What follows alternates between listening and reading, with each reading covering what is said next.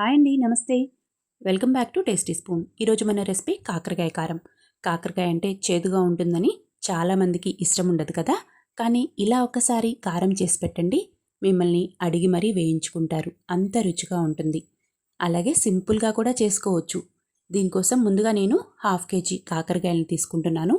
వీటిని పైన ఉండే భాగాన్నంతటినీ తీసేసి కడుక్కున్న తర్వాత రౌండ్గా ముక్కలుగా కట్ చేసుకోవాలి. ఇలా రౌండ్గా కట్ చేసి పక్కన పెట్టుకోవాలి. తర్వాత 1/2 kg కాకరకాయలకి 250 గ్రాముల ఉల్లిపాయలు తీసుకుంటున్నాను. వీటిని కూడా ముక్కలుగా కట్ చేసి పక్కన పెట్టుకుందాం. తర్వాత స్టవ్ మీద కడాయి పెట్టుకొని 100 గ్రామ్స్ వరకు ఆయిల్ వేసుకోవాలి. ఇందులోకి మనం కట్ చేసి పెట్టుకున్న కాకరకాయ ముక్కలన్నిటినీ వేసి మధ్య మధ్యలో కలుపుకుంటూ 80% వరకు ఫ్రై చేసుకోవాలి. ఇవి ఫ్రై అయ్యేలోగా ఈ కారంలోకి వేసుకోవడానికి మనం మసాలాని ప్రిపేర్ చేసుకుందాం. దీనికోసం 50 గ్రాముల ఎండు కొబ్బరి, అలాగే 10 నుంచి 12 వెల్లుల్లి రెబ్బలు తీసుకొని మిక్సీ జార్లోకి వేసుకోవాలి. వెల్లుల్లి రెబ్బలకి పొట్టు తీయాల్సిన అవసరం లేదు. 2 స్పూన్ల వేయించిన శనగపప్పు, 1 స్పూన్ తెల్ల నువ్వులు, 1 స్పూన్ ధనియాలు, 1/2 స్పూన్ జీలకర్ర, 2 రెమ్మల కరివేపాకు కూడా వేసుకోవాలి.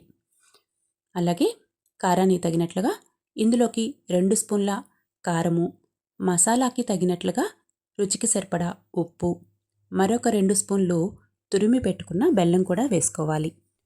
వీటన్నింటిని కూడా బాగా మెత్తగా పౌడర్ లాగా చేసి పక్కన పెట్టుకోవాలి. ఈలోగా కాకరకాయ ముక్కలు 80% వరకు ఫ్రై అయిపోతాయి. కాకరకాయ ముక్కల్ని అంచులంపటికి అనుకుంటే మధ్యలోకి ఆయిల్ వస్తుంది. ఈ ఆయిల్లోకి 1 స్పూను పచ్చిశనగపప్పు, 1/2 స్పూన్ జీలకర్ర, 1/2 స్పూను ధనియాలు కూడా వేసుకోవాలి. ఇందులోకి 2 ఎండుమిర్చిని మధ్యలోకి కట్ చేసి వేసుకొని కొద్దిగా కరివేపాకు కూడా వేసి పచ్చిశనగపప్పు ఫ్రై చేసుకోవాలి.